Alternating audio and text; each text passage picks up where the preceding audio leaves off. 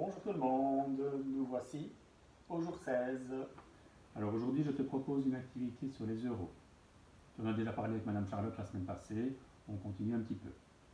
Pour l'activité tu auras besoin de 3 feuilles d'exercice que toi tu as peut-être eu la chance d'imprimer en couleur à la maison, ou si elles sont en noir et blanc, ce n'est pas un problème. Tu as besoin aussi du matériel des euros que tu as découpé la semaine passée aussi. Alors, première question, mais je te demande d'observer tout le rangement de mes euros et de réfléchir pourquoi j'ai rangé comme ça. Pourquoi j'ai mis une feuille verte? Pourquoi j'ai fait des paquets parfois 3 pièces l'une à côté de l'autre, parfois 2 pièces. Ok, je reprends. Ici, sur la feuille verte, ce sont toutes les pièces. Quand on parle en cents. Alors parfois il est écrit sur la pièce eurocent, mais on ne dit jamais c'est une pièce de 20 eurocents, on dit toujours une pièce de 20 cents. Ou 20 centimes, ça revient au même aussi. Donc je reprends, il y a 6 pièces qu'on parle en cents. 3 pièces couleur un peu brune comme ça, un peu cuivre, voilà. 3 pièces de couleur dorée, ça ce sont les cents. Et après, on va parler en euros. 2 pièces pour les euros et des billets en euros aussi. Alors il y a les pièces de 1 cent, 2 cents, 5 cents. En dessous de 1 cent, j'ai mis 10 cents. En dessous de 2 cents, 20 cents, 50 cents. Et la pièce de 1 euro et la pièce de 2 euros. Donc combien de pièces y a-t-il en tout? 3 et 3, 6 et 2, 8. Ok. Les billets, tu as retenu aussi. Les billets les plus courants, ce sont les 5, les 10 euros et les 20 euros. 50 euros, on en vend encore régulièrement, mais 100 euros, 200 euros et 500 euros, en tout cas pour moi, c'est beaucoup plus rare. Je les ai rangés pour qu'on puisse les retenir plus facilement. Si je te montre ceci, tu as besoin d'organiser ça avec tes yeux, de tourner la tête pour voir ce qui est écrit, pour reconnaître les pièces. Donc c'est beaucoup plus compliqué, beaucoup plus lent aussi pour reconnaître. Alors je laisse encore quelques secondes et après je cache et tu vas devoir redessiner les pièces et les billets. Pour redessiner les pièces et les billets, un simple rond pour une pièce, et tu écris par exemple une pièce de 1 et un petit C pour un cent, 1 euro par exemple, et les billets de rectangle. Et tu écris à l'intérieur la valeur du billet. Je te rappelle, 8 pièces différentes, 7 billets différents. Tu prends ta feuille d'exercice, tu la retournes et je te laisse un petit peu de temps pour dessiner les 8 pièces et les 7 billets différents en essayant de les ranger comme moi. Voilà, tu vas appuyer sur pause pour que tu puisses dessiner. Vas-y. Voilà, on se retrouve, je découvre le rangement pour que tu puisses vérifier ton travail. As-tu dessiné les 8 pièces? 1 cent, 2 cents, 5 cents, 10 cents, 20 cents, 50 cents, 1 euro, 2 euros. Et les billets, 5 euros, 10 euros, 20 euros, 50 euros, 100 euros, 200 euros et 500 euros. En avant pour les exercices. Premier exercice,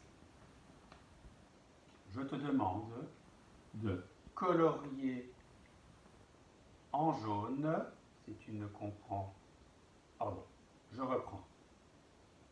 On lit bien la consigne. L'exercice, c'est de barrer les pièces et les billets qui n'existent pas. Dans les représentations ici, tu barres les pièces et les billets que tu n'as pas dessinés au verso de ta feuille. Tu appuies sur pause et tu barres ce qui n'existe pas.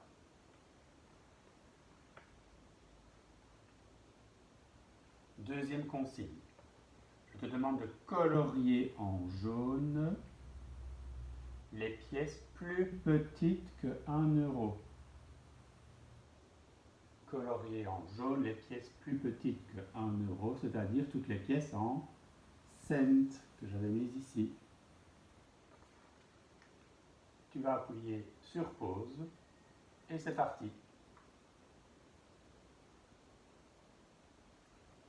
Hop. Exercice suivant.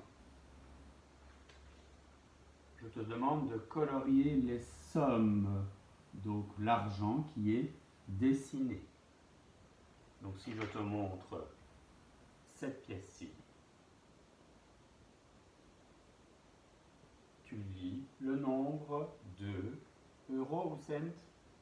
Tu as peut-être l'autre pièce en tête. 2 euros. Donc à chaque fois tu colories. Donc tu prends un crayon de couleur et tu colories ce qui correspond au dessin. Et tu fais ça pour chaque exercice, chaque représentation. Attention, parfois j'ai mis plusieurs pièces ou plusieurs billets ensemble. Voilà, on appuie sur pause, tu peux y aller, tu peux colorier les sommes dessinées.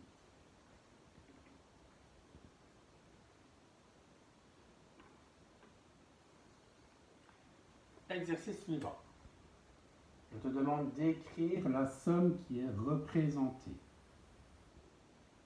Donc on a ici dessiné 3 billets. Tu écris combien ça vaut. Exemple, je prends dans ma réserve 3 billets. Moi j'aime bien les classer du plus grand au plus petit. Je les mets à l'endroit. Comme ça mes yeux les reconnaissent plus vite. Et combien y a-t-il dans mes mains? Pour ça, on fait une addition, on fait un plus. 50 euros et 20 euros. 5 et 2, ça fait 7. 50 et 20, ça fait 70. Et les 10 euros. 80 euros. 80 euros que tu écris juste en dessous sur les pointillés. À toi pour les 3 exercices ici.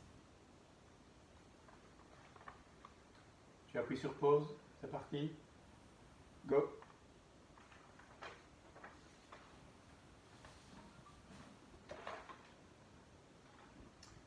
Exercice suivant. C'est sur la 3e feuille. Je te demande d'entourer pour obtenir la somme indiquée. Et tu écris le calcul. Donc, tu remarques que tu as des dessins de billets. Tu remarques aussi que tu as un calcul avec des nombres qui manquent. Comme ceci.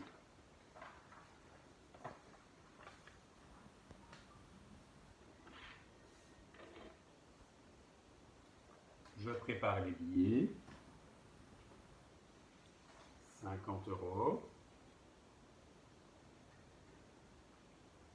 Et 4 billets de 10 euros. Que je place.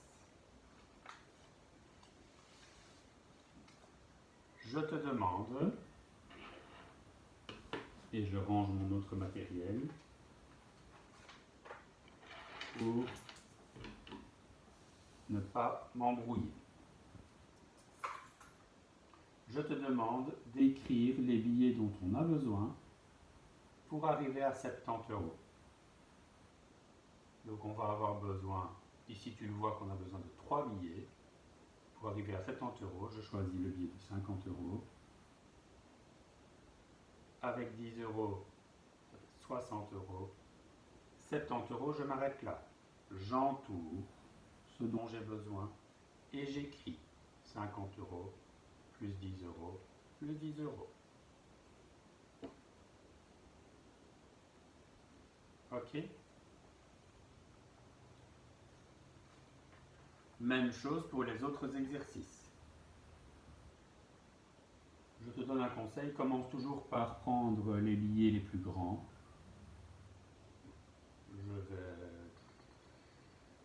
prendre un autre exemple. On va prendre le...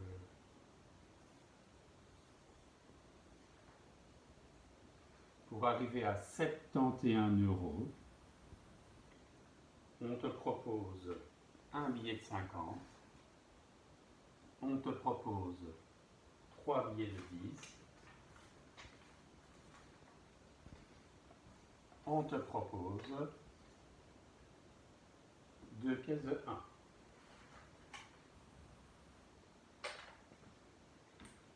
Alors, comment vas-tu calculer pour arriver à 71 euros? Tu commences toujours par le billet le plus grand. Est-ce qu'on a besoin du billet de 50 pour arriver à 70? Oui. Avec 10, ça fait 60. Je n'ai pas encore dépassé 70, c'est bon. Avec 10, c'est 70 euros. Je dois arriver à 71. Si je prends mon billet de 10, j'arrive à 80 euros. Je dépasse, donc je ne peux pas le prendre. Et j'ajoute encore une pièce de 1 euro. Ok? Donc pose-toi toujours la question, si tu prends encore un billet ou une pièce, est-ce que tu ne vas pas dépasser? Voilà, je compte sur toi pour faire ça avec sérieux. Tu peux jouer avec les billets, les utiliser, les prendre devant toi, ou faire directement sur la feuille. Et après, quand tu as fini, si tu as envie de faire un autre petit jeu pour les reconnaître, pour reconnaître les billets, non, pardon, pour reconnaître les pièces, tu peux aussi constater qu'il y a des pièces, on voit des rainures ici, et on peut même sentir les rainures autour. Ça va, la pièce de 50 cents, c'est comme ça. La pièce de 10 cents aussi. La pièce de 20 cents, il y a une rainure de temps en temps. Donc voilà aussi un autre moyen de reconnaître les pièces. Tu peux jouer à ça, par exemple une personne aveugle ou une personne qui voit mal, une personne malvoyante, et bien en sentant le contour de certaines pièces, elle peut savoir de quelle pièce il s'agit. Elle sait à l'avance qu'il y en a deux qui ont plein de petites rainures. La plus grande c'est 50 cents, la plus petite c'est 10 cents. Tu peux aussi t'amuser à sentir ce que pèsent les pièces. Les pièces de 5 cents et de 20 cents, elles sont presque aussi grandes l'une que l'autre. Par contre, il y en a une qui pèse plus lourd. Donc, tu peux faire travailler les autres sens. Tu peux faire travailler le toucher en sentant le contour de pièces, avec le bout de tes doigts et en fermant les yeux. Et tu peux aussi les sous-peser. Laquelle est la plus lourde, laquelle est la plus légère. Et ça te donne des pistes, des indices pour savoir de quelle pièce il s'agit. Voilà. Bon travail. Enfin, tu as fini ton travail. Je te souhaite une belle après-midi ou une bonne fin de journée. À bientôt. Au revoir.